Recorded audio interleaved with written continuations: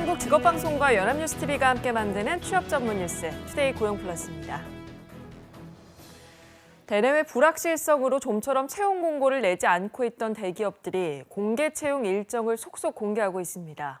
다만 총수 부재로 조직 개편 같은 중요 의사결정에 차질을 빚고 있는 삼성그룹의 경우에는 여전히 공채 일정이 안개 속이어서 취준생들의 애를 태우고 있습니다. 첫 소식 김종성 기자입니다. 굳게 잠긴 채용 시장의 빗장이 조금씩 풀리고 있습니다. 현대차그룹은 오는 28일 화요일 상반기 채용 접수를 시작합니다.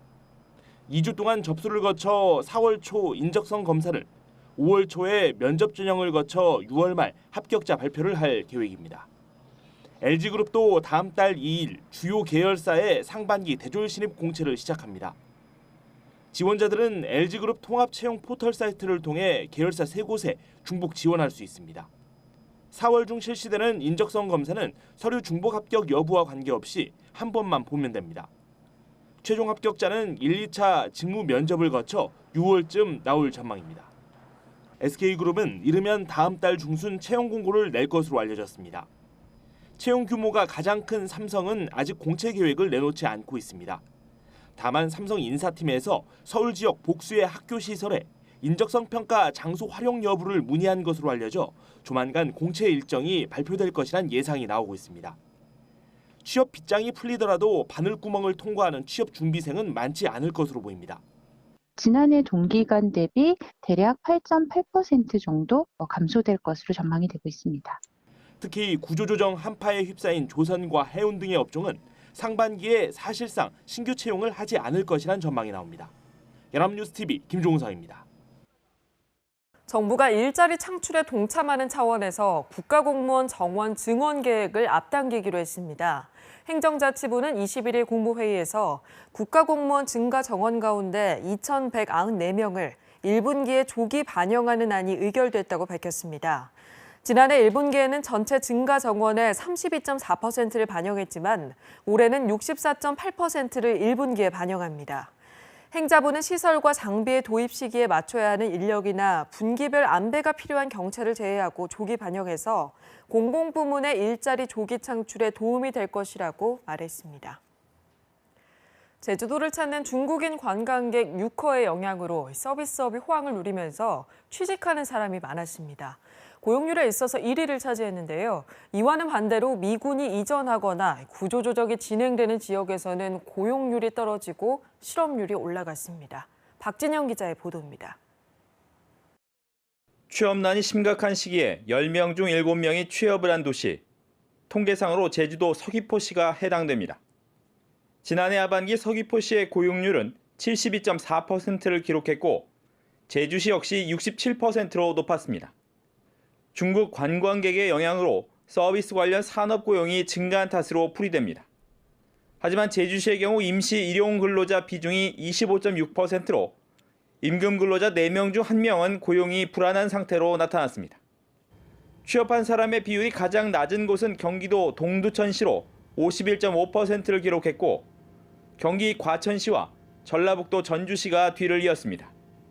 경기도 동두천시의 경우 미군 부대 이전 영향이 남아있고 경기 과천시 역시 정부 청사 이전으로 상권이 약해진 탓이란 분석입니다. 실업률의 경우 시지역은 평균 2.9%, 군 지역은 평균 1.3%로 나타났습니다. 실업률이 가장 높은 지역은 4.8%를 기록한 경기 부천시로 나타났고 경기 동두천시, 군포시, 안양시 등이 뒤를 이었습니다. 특히 경남 거제시의 경우 구조조정의 여파로 작년 상반기 실업률 1.8%에서 6개월 만에 2.6%까지 올랐습니다. 연합뉴스TV 박진영입니다. 한국 화장품에 대한 관심이 높아지면서 작년 우리나라 화장품 수출액이 크게 증가해 5조 원에 육박한 것으로 집계됐습니다. 보건복지부가 발표한 2016 화장품 산업 수출 실적 통계 자료에 따르면 작년 화장품 수출액은 4조 7,899억 원으로 전년보다 43.7% 증가했습니다. 대중화권 수출을 중심으로 수출 증가세가 지속되면서 화장품 무역 흑자도 3조 원을 넘어섰습니다. 다만 한국과 중국이 사드 배치를 둘러싸고 갈등을 빚고 있어 앞으로 대중국 화장품 수출이 타격을 받을 수 있다는 우려가 나오고 있습니다. 출산, 육아 등을 위해 경제활동을 중단한 경력 단절 여성, 이른바 경단녀는 다시 취업할 때까지 평균 8.4년이 걸렸습니다. 재취업을 해도 월급은 경력 단절 전보다 27만 원 적게 받는 것으로 조사됐습니다. 박수주 기자가 전해드립니다. 여성들에게 결혼은 경력을 잊지 못하는 가장 큰 걸림돌입니다. 단순히 결혼했다는 이유만으로 경력이 단절된 경우는 3년 전보다 큰 폭으로 줄었지만 임신과 출산으로 인한 단절은 늘었습니다.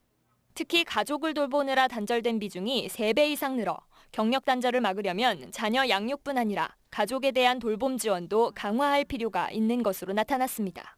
일단 경력 단절이 되면 재취업까지는 평균적으로 8년이 넘게 걸렸습니다.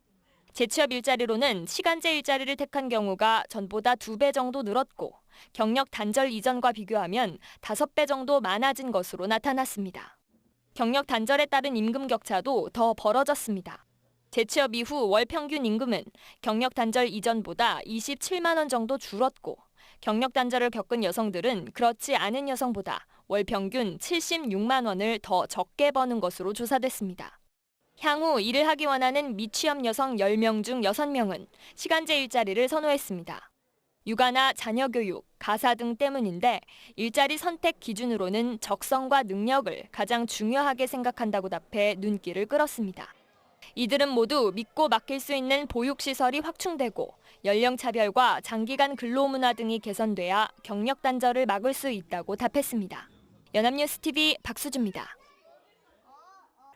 전국 표준지 공시지가가 작년보다 4.94% 올라 금융위기 이후 가장 높은 상승세를 보였습니다. 제주도가 18.66% 올라 상승률 1위를 기록했고 부산이 9.17%, 세종이 7.14% 상승해서 뒤를 이었습니다. 또 인천이 1.98% 상승률로 가장 변동폭이 적었습니다. 국토교통부는 제주와 부산의 개발 사업과 공공기관 지방 이전 효과가 땅값에 영향을 줬다고 설명했습니다. 표준지 중 가장 비싼 땅은 서울 명동 화장품점 네이처 리퍼블릭 자리로 1제곱미터당 8,600만 원을 기록하며 14년째 1위를 지켰습니다. 가계빚 줄인다며 정부가 여신 심사 강화에 주택 분양 억제책까지 꺼냈지만 역부족입니다. 가계빚이 1분기 만에 다시 48조 원 가까이 불어나서 1,300조 원을 훌쩍 넘은 건데요. 올해 가계빚 증가율을 한 자리에서 잡겠다는 정부 목표가 가능할지 의문입니다. 김종수 기자입니다. 작년 말 가계빚은 1,344조 원, 1분기 만에 47조 7천억 원이 불었습니다. 2분기 연속 역대 최대 증가폭 기록을 갈아치운 겁니다. 원리금을 처음부터 갚게 하고 대출 심사를 까다롭게 하는 정책이 무색하게 브레이크가 완전히 고장난 모양새입니다. 정부 목표대로 올해 증가율을 10% 내에서 묶어도 1,500조 원에 육박해 작년 국내 총생산 1,504조 원과 별 차이가 없습니다. 더 큰 문제는 가계대출 구조입니다. 은행 가계대출 증가폭은 17조 원대에서 13조 원대로 꺾인 반면 저축은행, 협동조합 같은 은행 외 예금기관은 불어나 증가폭이 은행과 맞먹습니다. 보험 등 기타 금융권도 큰 폭 늘었습니다. 은행 돈줄을 죄자 대출 수요가 더 비싼 이자에도 아랑곳 없이 몰려간 겁니다. 금융자산보다 빚이 더 많고 원리금 상환액이 처분 가능 소득 40%를 넘는 한계 가구도 181만 가구를 넘었습니다. 부실 위험은 커지고 내수는 살 수 없는 이유입니다. 심각한 상황에 정부도 금융권에 경고 신호를 보내고 있습니다. 제2금융권은 취약차주의 비중이 상대적으로 높아서 금리 상승의 리스크 요인에 상대적으로 취약합니다. 금융당국도 금융회사의 리스크 관리 실태를 점검해 나가도록 하겠습니다. 다음 달부터 제2금융권에도 여신심사 가이드라인이 적용됩니다. 하지만 빚은 계속 늘고 금리마저 뛰면서 가계부채의 위험 신호는 더욱 커지고 있습니다. 연합뉴스TV 김종수입니다. 최순실 특검 못지않게 지금 우리 경제계를 긴장시키는 건 야권이 2월 국회 처리를 추진 중인 상법 개정안입니다. 기업의 틀을 완전히 흔들어 놓을 수 있는 만큼 강하게 반발하고 있는데요. 국회 통과 시 상당한 후유증이 예상됩니다. 남현호 기자입니다. 야당이 2월 국회 통과를 추진 중인 상법 개정안. 일부 여당 의원들의 반대로 해당 상임위원회 법안 소위 문턱을 넘지 못하고 있습니다. 하지만 더불어민주당 우상호 원내대표가 직권 상정 가능성까지 거론하면서 정치권 내에서 갈등이 확산하는 모양새입니다. 그러는 사이 경제계의 반발의 목소리는 점점 커지고 있습니다. 박용만 대한상공회의소 회장은 상법 개정이 교각사루가 되지 않을까 걱정이라면서 파급 효과에 대해서도 생각해달라고 정치권에 주문했습니다. 경제사령탑도 우려를 표시했습니다. 경제 상황이 그렇게 정말 녹록치 않은 가운데 이렇게 여러 가지 그 규제 법안 같은 것들이 자꾸 나오는 것은 결코 도움이 안 된다고 생각을 합니다. 개정안 중 재계가 가장 민감하게 반응하는 제도는 감사위원 분리선출, 집중투표제, 다중대표 소송제, 전자투표제도 등입니다.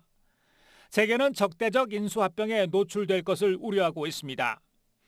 유로 경제부총리가 경영방어권 제도도 함께 도입할 필요가 있다고 언급한 것 역시 같은 이유로 풀이됩니다. 중소기업들도 긴장하긴 마찬가지입니다.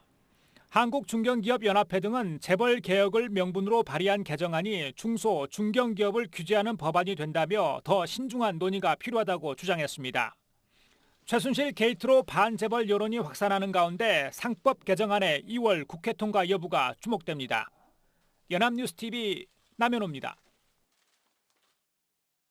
현대차그룹이 신기술 개발과 신사업을 총괄할 전략기술연구소를 신설해서 현대차판 실리콘밸리 연구소를 만들겠다고 밝혔습니다. 연구소 출범은 정의선 현대차 부회장이 주도해 앞으로도 직접 챙길 것으로 전해졌습니다.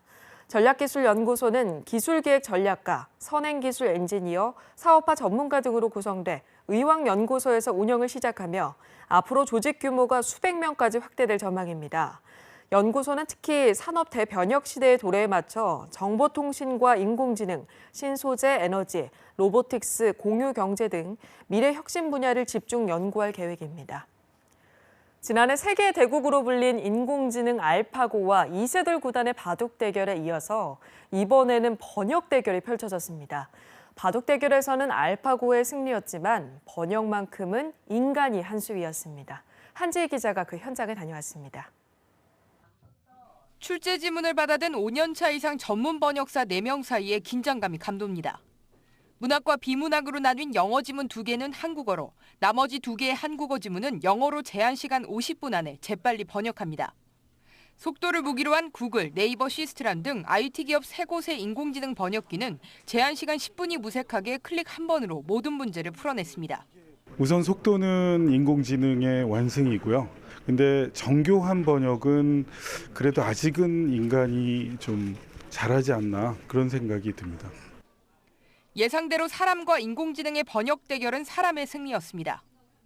번역한 결과는 심사해본 결과 당연히 인간 번역사가 높은 점수를 받았다는 것을 말씀드리고 싶습니다. 평가는 속도, 정확도 등 총 7가지 영역으로 이루어졌는데 전문 번역사는 총 30점 만점 중 25점 내외를 획득했고 인공지능 번역기 한 대는 15점, 나머지 2대는 10점을 받으며 대결을 끝냈습니다. 인공지능 번역기에 문장을 통째로 인식해 맥락을 파악하는 인공신경망 기계번역 기술이 탑재됐지만 아직 어법과 어휘의 적절한 의미를 전달하는 부분에서는 미흡한 점이 많았다는 평가입니다. 지난해 알파고와의 바둑 대결부터 이번엔 번역 대결까지 인간의 고유 영역으로 여겨지는 분야를 정복하기 위한 인공지능의 도전은 계속되고 있습니다. 연합뉴스TV 한지입니다.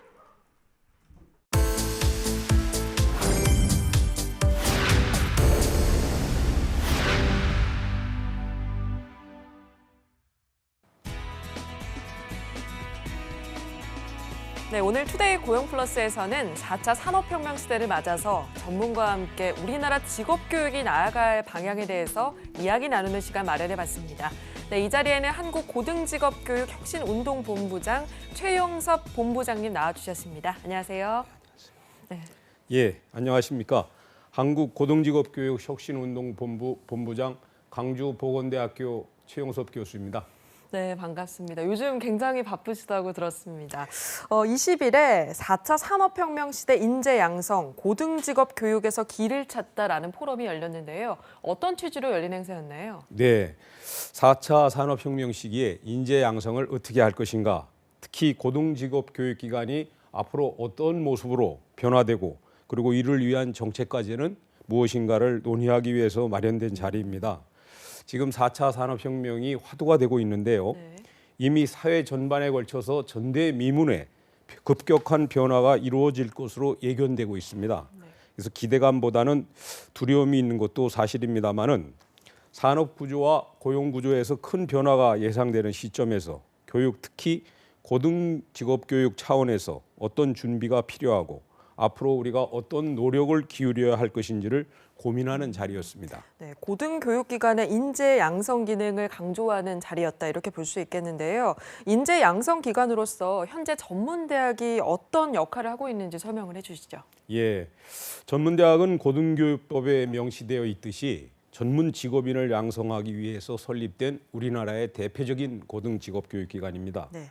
매년 전체 신입생의 35%에 달하는 18만여 명의 학생이 전문대학에 진학을 하고 있습니다. 네. 지금까지 550만 명에 달하는 졸업자들이 산업 현장 곳곳에서 활약을 펼치고 있습니다. 청년 실업 문제가 심각해지고 있는데 이런 가운데서도 전문대학 취업률은 꾸준히 상승 곡선을 그리며 70%에 육박하고 있습니다. 또한 일반 대학을 졸업하고 취업을 위해서 전문대학으로 유턴하는 숫자가 꾸준히 늘어나서 최근 5년간 6,400명을 넘고 있습니다. 이러한 수치들은 전문대학이 우리나라 고등교육 분야에서 얼마나 큰 비중을 차지하고 있으며 그 공헌도가 큰지를 잘 보여주는 사례라고 할 것입니다. 네, 지금 전 세계적으로 4차 산업혁명이 가지고 올 엄청난 변화에 주목하고 있는데요. 이런 변화에 따라서 인재상도 크게 바뀔 것으로 전망이 되고 있지 않습니까? 4차 산업혁명 시대에는 어떤 인재가 필요합니까? 4차 산업혁명이 요구하는 인재상은 한마디로 여러 가지를 융합해서 문제 해결을 하는 창의 융합형 인간이라고 말씀드릴 수가 있겠습니다. 여기에다가 새로운 아이디어를 창출할 수 있는 창의력과 상상력이 중요시 될 것이고 또 이 시대가 필요로 하는 것이 무엇인가 하는 통찰력, 네. 또 팀워크 활동을 원활히 할 수 있는 공감 능력이 필요할 것입니다. 우리는 얼마 전 인공지능 혁명을 알린 알파고 쇼크를 경험한 바가 있습니다.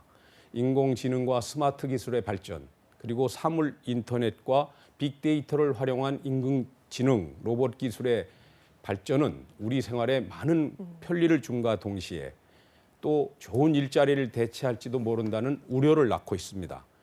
이러한 변화는 교육 현장, 특히 직업교육에 대한 발빠른 대응을 요구하고 있습니다. 네, 본부장님이 말씀하신 것처럼 창의 융합형 인재를 길러내기 위해서는 일단 교육 과정부터 좀 변해야 할 것 같은데요. 구체적으로 어떤 제도적 변화가 필요할까요?